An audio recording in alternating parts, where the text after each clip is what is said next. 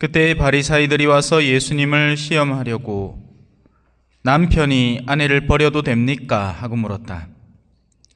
예수님께서 그들에게 모세는 너희에게 어떻게 하라고 명령하였느냐 하고 되물으시니 그들이 이혼장을 써주고 아내를 버리는 것을 모세는 허락하였습니다 하고 대답하였다. 그러자 예수님께서 이르셨다. 너희 마음이 완고하기 때문에 모세가 그런 계명을 기록하여 너희에게 남긴 것이다. 창조 때부터 하느님께서는 사람들을 남자와 여자로 만드셨다. 그러므로 남자는 아버지와 어머니를 떠나 아내와 결합하여 둘이 한 몸이 될 것이다. 따라서 그들은 이제 둘이 아니라 한 몸이다. 하느님께서 맺어주신 것을 사람이 갈라놓아서는 안 된다. 집에 들어갔을 때 제자들이 그 일에 관하여 다시 묻자 예수님께서 그들에게 말씀하셨다. 누구든지 아내를 버리고 다른 여자와 혼인하면 그 아내를 두고 간음하는 것이다. 또한 아내가 남편을 버리고 다른 남자와 혼인하여도 간음하는 것이다. 사람들이 어린이들을 예수님께 데리고 와서 그들을 쓰다듬어 달라고 하였다. 그러자 제자들이 사람들을 꾸짖었다. 예수님께서는 그것을 보시고 언짢아 하시며 제자들에게 이르셨다. 어린이들이 나에게 오는 것을 막지 말고 그냥 놓아두어라. 사실 하느님의 나라는 이 어린이들과 같은 사람들의 것이다. 내가 진실로 너희에게 말한다. 어린이와 같이 하느님의 나라를 받아들이지 않는 자는 결코 그곳에 들어가지 못한다. 그러고 나서 어린이들을 끌어안으시고 그들에게 손을 얹어 축복해 주셨다. 주님의 말씀입니다.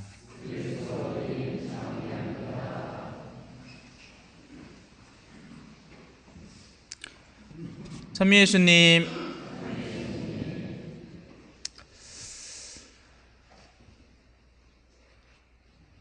셜록 홈즈 아십니까?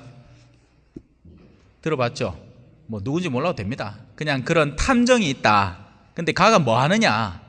남들이 보기에는 아무렇지도 않은 평범해 보이는 장면에서 그 사람은 요게 단서고 저게 단서고 저게 단서다라는 것을 찾아내서 결국 범인을 잡아내는 겁니다. 우리가 하는 말들, 우리가 하는 여러 가지 표현들 안에는 단서들이 존재를 하니 그 단서들을 추적해 들어가면 그 사람이 의도하는 바가 그 안에 숨어 있는 겁니다. 범인이 그 안에 있는 거죠.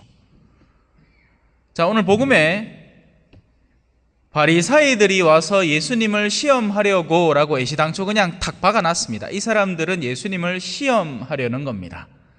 그러니까 궁금한 걸 묻는 것도 아니고 뭐 정말 자기가 궁금해하는 것, 해소하고 싶은 의문을 묻는 게 아니라 요거 한번 답해봐라. 의에 답하더라도 니를 공격할란다 라고 못된 마음으로 묻는 겁니다. 그 질문 자체도 사악해요. 뭐를 묻죠? 남편이 아내를 버려도 됩니까? 라고 묻죠. 그 말 안에는 뭐가 들어있겠습니까? 버리고 싶은데 우야만 버립니까? 이 말이죠. 내가 지금 남편이 너무 좋아 죽겠는데 남편 보고 잡아 죽겠는데 직장 갔다가 언제 올란고 퇴근 시간 다 돼가는데 와 안 오노 이런 마음이면 남편 언제 옵니까? 묻겠죠. 어떻게 하면 남편 얼굴 한번 더 볼 수 있습니까? 뭐 지금이야 휴대폰이 있으니까 언제든지 전화하면 되지만 전화기 없을 때는 남편 어디서 일합니까? 몇 층에 연락하면 남편 목소리 들을 수 있습니까? 질문 자체 안에서 남편에 대한 사랑이 뿜뿜 나오겠죠. 그죠? 맞습니까? 아닙니까? 맞다 아닙니까? 그죠? 성당 오고 싶은 사람은 오고 싶은 질문을 할 겁니다. 그죠? 왜야만 예수님 만납니까? 왜야만 성당에서 좀 더 시간 보낼 수 있습니까? 성당 내 직장 퇴근하고 가면 8시 반쯤 되는데 9시까지 문 열어놨습니까? 잠깐이라도 성체 모시기 조배 좀 하고 가려고 하는데 왜야만 그래 가능합니까? 이래 묻겠죠. 근데 성당 나오기 싫은 사람 뭐라 묻겠습니까? 미사 언제부터 들어가만 유효합니까? 꼬롬한 질문이죠. 애시당초 오고 싶지 않음을 절실히 드러내고 있는 문이다. 그죠? 네. 그래서 우리 애가 갖고 있는 생각 속에, 생각의 여러 가지 단편들 속에 그 실마리가 숨어 있는 겁니다. 보고 싶어 하는 사람은 뜯어 말려도 보고요, 보기 싫어하는 사람은 뜯어 말려도 보기 싫은 겁니다. 자, 오늘 여러분들을 위해서 준비한 강론은 에피타이저 맛있습니까? 자, 가르침에는 여러 가지 등급이 있습니다. 세상 모든 것들에는 등급이 있습니다. 요즘 제가 FPV 드론이라고 들어보셨는지 모르겠어요. 예, 왜 아들 갖고 노는 장난감 있죠? 근데 그 가운데에서도 이렇게 수동으로 조작을 해가지고 막 속도를 엄청 내고 장애물 피하고 그런 드론이 있습니다. 저는 지금 완전히 핫발이에요. 예, 날리면 넘어가고 날리면 넘어가고. 근데 조금씩 실력이 올라갑니다. 근데 아직 한참 멀었어요. 예. 심지어 그런 것들에도 등급이 있고, 헬스장 가도 등급이 있죠. 뭐 3대 몇백 친다. 예? 그런 걸 해가지고 나는 몇 킬로짜리를 드러내는 사람이다. 내 팔 근육은 어느 정도를 커버해내고 내 다리 근육은 어느 정도를 커버해내고. 세상 모든 것들에는 등급이 있습니다. 학교도 등급이 있죠. 유치원이 있고 대학, 뭐 중학교, 초등학교, 중학교, 고등학교, 대학교, 대학원이 있지 않습니까? 심지어 논문에도 등급이 있습니다. 학사 논문이 있고 석사 논문이 있고 그리고 박사 논문이 있죠. 예전에는 신부님들이 대학원을 가는 것만 해도 대단했어요. 그때는 대학교 자체, 대학교는커녕 중학교나 나올까 말까, 뭐 어르신들 중에는 국민학교도 겨우 나온 분들도 계시고, 저희 할머니만 하더라도 한글을 어깨너머로 배웠습니다. 학교를 못 다니게 해가. 그래가 성경이라도 읽는 게 당신은 기쁘고 복된 거였어요. 할머니 돌아가시고 나서 방에서 공책한 건 발견을 했는데 빼똘빼똘하게, 그죠? 누구 숙자, 전화번호 빼똘빼똘하게 적어놨는 게 그래도 당신에게는 어마어마한 성취였던 겁니다. 하지만 통상적인 교육 과정에서는 낮은 과정이죠. 네. 영혼의 가르침에도 급이 있습니다. 당연하겠죠. 네. 영혼들이 다 똑같지 않다면 영혼들에게도 그 가르침에 적합한 급수가 존재를 하는 겁니다. 이 가르침, 낮은 가르침은 이 사람에게는 이미 소용이 없는 거고요. 반대로 이 가르침은 이 사람들에게는 너무 빡신 겁니다. 그래서 고차원적인 영적인 가르침이 쏟아져 들어올 때 흔히 내비치는 여러분들의 반응 가운데 잠이 오는 겁니다. 잠들게 해요. 고차원의 가르침은 적급 사람들을 잠들게 합니다. 무슨 말인지 알아들어야 이해를 하고 흥미를 느끼죠. 우리는 흥미 있는 것을 느낄 때 잠들지 않습니다. 내가 지금 갖고 있는 땅띠가 예전에는 시가가 평당 2만 원짜리였는데 이게 이번에 도로가 나면서 평당 시가가 200만 원으로 올랐다 해. 그나마 거기에 집중을 해갖고 혹시나 누가 내 땅에 선 끊나 싶어갖고 혈안이 되어서 잠들지 않습니다. 어떻게 자요? 그죠? 그 잠깐 잠들어갖고 누가 지 땅인 척하고 해보면 순식간에 몇백만 원이 사라질 낀데 절대로 그렇게 못합니다.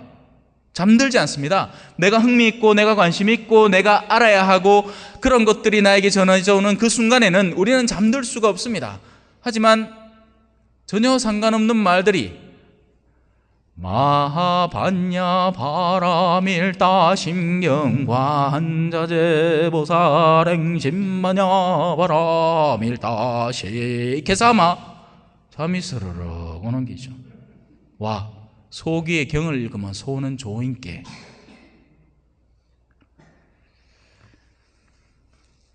대학원생의 과정을 유치원생에게 가르쳐봐야 소용이 없습니다. 의미 없는 짓을 하는 거예요. 그래서 소위 고차원적인 가르침은 숫제 건드리지도 못하는 겁니다. 함부로.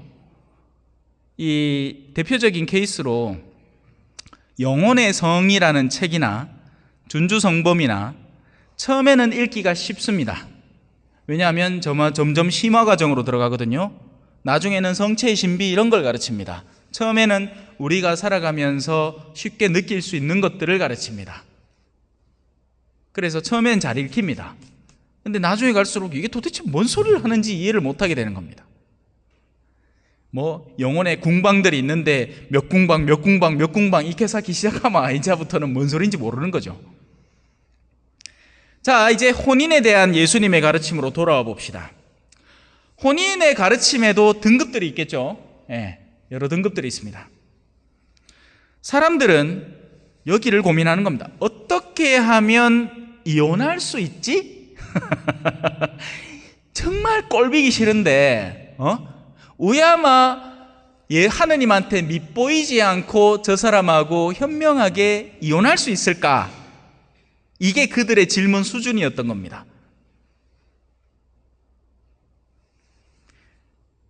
화장실에 가서 똥 싸고 똥 어떻게 닦느냐, 이런 것들은 유치원생에게 가르쳐야 되죠. 어른들이 똥 어떻게 닦는지 가르쳐줘야 됩니까? 아니죠. 어른들한테는 이제 비대기는 이렇게 쓰는 겁니다, 이 버튼은 이렇게 작동하는 겁니다, 뭐 이 정도로 이제 수준이 올라갑니다. 화장실에 대한 가르침도 수준이 있잖아요, 그죠? 예수님은 그 사람들이 결혼에 관한 관념을 그렇게 가질 수밖에 없었던 이유가 마음이 완고해서라고 표현을 합니다. 이 마음의 완고함의 현실은 2000년 전이나 지금이나 다르지 않습니다, 사실. 인간의 내면의 작용은 우리가 아무리 오늘날 와서 무슨 현대 그 스마트폰을 쓰고 뭐 온갖 첨단 기기를 조작한다고 해서 영혼이 발달한 게 아니에요.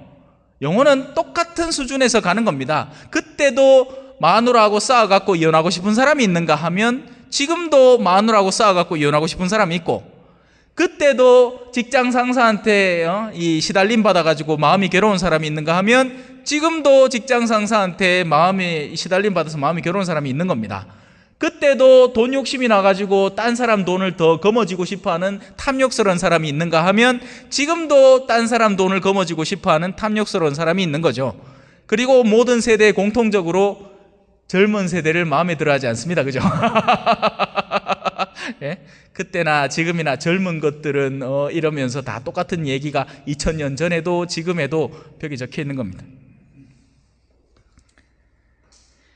이 마음의 완고함의 상태는 땅으로 치자면, 뭐 제가 참여를 잘 모르긴 하지만 그래도 주워 들은 걸 바탕으로 하자면, 돌이 굉장히 많고 단단하게 굳어져 있고 비료도 뿌려 있지 않은 상태에다가 소금기까지 많아서 그 어떤 작물도 자라지 못하는 험한 상태의 땅을 의미하는 겁니다. 그래서 요즘 난리 나잖아요, 그죠? 땅에다가 수단 그라스 심어가 염분 빼고, 그러고 나서는 그거를 또 갈갈갈갈갈 갈아가 보드랍게 만들고, 그러다가 또 물도 쫙 가끔씩 뿌리가 염분도 다시 또 빼내고, 그 이제 요즘 똥 냄새가 진동을 하지요. 아따, 오늘 아침에도 뭔 놈 똥 냄새가 그리 나는지. 아이고, 사제관에 나도 모르고 요 며칠 동안 문 열어놨다가 지금 사제관이 똥 냄새로 진동을 하고 있습니다. 여기가 그 중심지인가 봐. 이쪽에서 비료 뿌리면 그 냄새가 일로 오고, 저쪽에서 비료 뿌리면 이 냄새가 일로 오고, 막 똥 냄새 같이 살고 있습니다. 하지만 그런 비료가 있어야 작물이 자랄 땅을 준비할 수 있겠죠. 근데 또 누가 하더라, 그런 비료들도 잘 썩히면 냄새가 안 나는데 어물게 썩히니까 그런 냄새가 난다 하대요. 하여튼 뭐 지금은 시간과의 싸움이고, 그죠? 물량과의 싸움 아닙니까? 그러니까 어쩔 수 없는 겁니다. 막 돌리는 거예요, 막 돌리는 거예요. 옛날에는 땅을 쉬게 해줬어요. 쉬고 자연스럽게 그 기력을 회복하게끔. 지금 그런 거 없는 겁니다. 팽팽 돌아가는 거예요. 공장이지 농업이 아닙니다. 자, 뭔 소리 하다가 일로 갔느냐? 완고한 마음은 몹쓸 땅과 같다 라는 얘기를 하는 겁니다. 영혼이 단단하고 영혼에 돌이 많고 영혼에 염분이 많고 온갖 세속적 욕망과 여러 가지 것들이 가득 차 있는 영혼이 되어 놓으니 가르침이 씨알도 안 먹히는 겁니다. 신부님이 앞에서 3년을 내리 하느님에 대한 이야기를 반복적으로 해도 돌아서면 나중에 똑같은 소리 하는 사람들이 부지기수인 겁니다.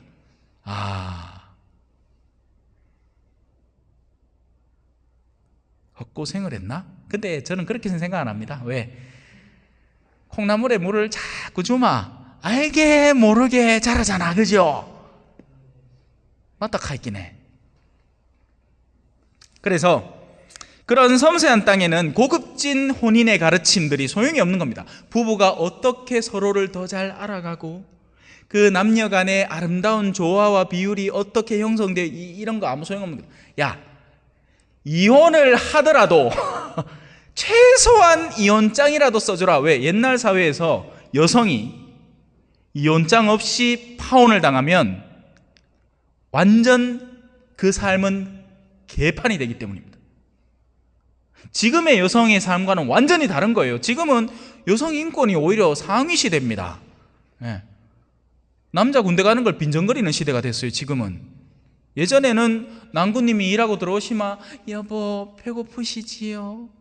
뭐 차려드릴까요? 뭐 이런 게 있었다면 시어머니 눈치도 좀 보고, 그죠? 예? 귀머거리 3년 벙어리 3년 그래 살았다면 지금 안 그래.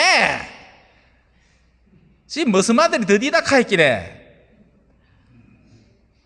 또 이런 얘기 하면 또 옛날에 무슨 아들이 뭐 지금 남녀 갈라치기 하자는 게 아닙니다. 그래서 예전에는 최소한 이혼장이라도 써줘라. 야, 이혼을 그래 네가 진짜 그렇게 마음이 못돼 먹어가지고 마누라를 내쫓아 보내더라도 최소한 그의 삶이라도 보장해주고 보내라. 이걸 가르칠 수밖에 없었던 겁니다. 아, 성당 그래 나오기 싫어요. 그나마 대송이라도 좀 하이소. 이게 그 가르침하고 똑같은 겁니다. 미사의 가르침에 있어서 미사 나오기 싫어 죽겠어요. 오야마 안 나옵니까? 오야마 내 여행 가는데 자식들하고 여행 가는데 그 미사 찾아보면 있는데 귀찮아 그것도 싫고 나 미사 빠질 요양님께 알아서 봐주소. 막 이렇게 하는 사람들이 넘쳐흐르는 마음이 완고한 하느님에 대한 애정이나 사랑이나 성체에 대한 이 열정이 하나도 없는 사람들이 부지기수가 되어놓으니까 그나마 최소한이라도 대송이라도 좀 하이소. 가톨릭 기도서 그 짜들 얼마 한다고 한 개 사가 들고 가갖고 그거 보면 공소예절이 있으니까 혼자서 방에서라도 그 예절이라도 천천히 한번 읽어보이소. 그날 독서하고 복음 좀 읽고. 안 해 말라 해. 그마저도 귀찮아갖고 주님에게도 33번 방에 빈듯이 누워갖고 하다가 자본다 하긴 해. 하다가 기도하다가 자면 천사가 지수호 천사가 대신 받쳐준다 그렇게 싸면서. 하여튼 참 그런 건 잘도 만들어내요, 그죠? 묵조기도 하다 자마 수호천사가 다 대신 다 해준대. 그는 뭐 수호천사 바빠 죽겠다. 너희들 기도 다 해준다고. 이러한 상황은 그래서 오늘날이라고 하나도 달라진 게 없는 겁니다. 신앙이 무딘 이들에게는 항상 규정을 따지는 거죠. 언제부터 유효합니까? 어떻게 해야 되는 겁니까? 사순식 금요일 날 고기 먹어도 됩니까? 안 됩니까? 규정들을 계속 따지고 드는 겁니다. 그러니까 지옥은 가기 싫은데요, 지옥 안 갈라면 어디가 턱걸입니까? 묻는 겁니다. 요 턱걸이 하고 있으면 지옥에는 안 빠지겠지요. 몸은 다 똥물에 잠기 있는데 그래도 숨은 마지막으로 쉴락하마 오야마 숨 쉽니까? 요 턱걸어 놓으마 주일 미사 안 빠지는 턱걸어 놓으마 그래도 지옥부에 내 몸은 다 잠기 있어도 숨은 쉬겠지요. 이래 묻는 겁니다. 재미난 질문이죠. 아니죠. 거기서 빠져나와가 오야만 나를 더 깨끗하게 씻고 오야만 더 깨끗한 옷을 입고 오야만 더 아름다운 이 향기로 나를 보듬을까? 어떤 가치와 덕목으로 내 영혼을 갖고 나갈까? 이런 걸 고민을 해야지. 근데 거기가 너무 요원한 겁니다. 내가 글로 가기에는 난 여긴 거죠.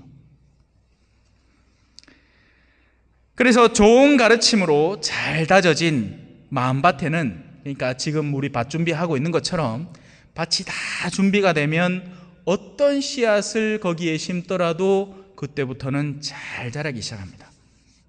성경은 이런 종류의 마음밭의 이들을 어떻게 표현하느냐, 오늘 복음의 후반부에 나오죠. 어린이와 같은 마음이라고 합니다. 즐겁게 노는 어린이처럼 푸르른 하늘 우러러보며 이 세상 근심 잊어버리고 기쁨 속에 살리라. 하느님 보소서 천진한 어린이처럼. 어린이와 같은 마음은 굉장히 섬세하고 날렵해서 부모의 마음이 어디에 있는지를 쉽게 파악해내고 부모가 거부하는 것을 자기도 두려워할 줄 알고 부모가 사랑하는 것을 나도 사랑하는 마음으로 깨어있는 마음을 어린이와 같은 마음이라고 하는 겁니다. 이 사람은 아주 작은 기쁨에도 같이 기뻐할 줄 알고 아주 작은 섬세한 영혼의 떨림에도 반응할 줄 아는 영혼이 되는 거죠. 반대로 완고한 마음은 어떻겠어요? 야, 이거 내 해놓겠나 안 했나? 이씨! 마누라 기대기 쳐득 때리쁘고 막. 그래도 느끼는 거 한 개도 없어. 왜? 마음이 완고한 게. 가가 아프든 말든. 그래서 오늘 일독서에 가르치죠. 야, 네 옆에 있는 그 여자 네 갈비 떼고 네 살이다. 그 사람이 아프면 네도 아파야 되는 거고 그 사람이 기쁠 때는 너도 기뻐야 되는 거다. 근데 오늘날 그렇지 않습니다. 그죠? 부부 사이에도 서로 셈을 내고 서로 아프게 만들고 서로 의심하고 생 난리 북새통이다. 예? 그럴 것 같으면 결혼하지 말지. 내놔주지 좀. 내 마누라 없는데. 농담입니다. 주지 마이소. 필요 없습니다. 세속성에 찌든 이들은 그들 안에 쌓여있는 온갖 쓰레기와 먼지를 치워내야 비로소 땅이 드러나는 겁니다.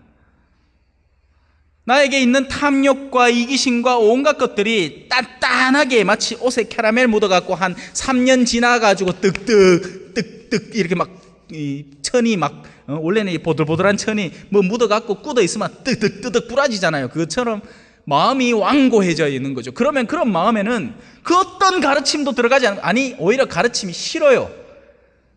TV 틀다가 평화방송 나오면 얼른 딴 채널로 바꾸는 겁니다. 혹시나 신부님 말씀이 내 귀에 들릴까 봐, 양심의 가책이 찔릴까 봐.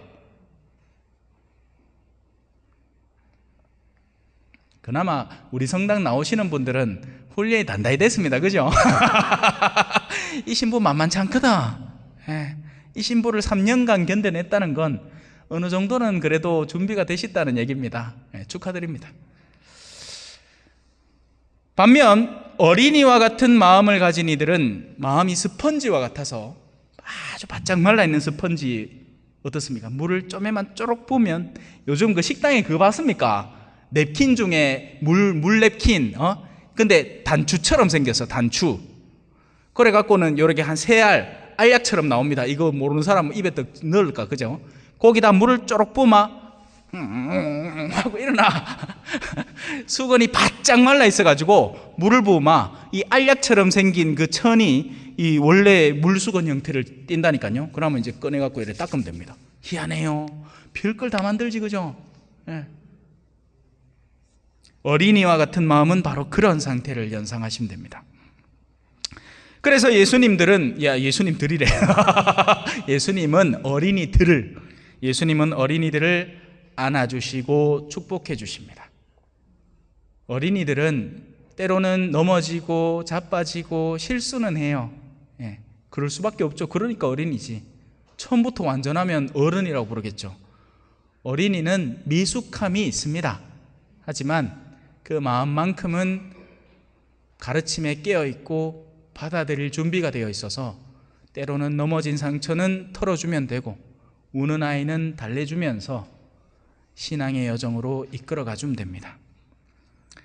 그래서 순수한 영혼을 가진 이들은 하느님의 품에 안겨 살아가고, 예수님이 아이들을 품에 안아주신 걸 연상하세요. 그리고 그분의 축복을, 예수님은 아이들에게 축복해 주셨습니다. 그죠? 그래서 순수한 영혼을 가진 이들은 하느님으로부터 은총의 힘을 항상 받고 있다라고 떠올리시면 됩니다. 아멘.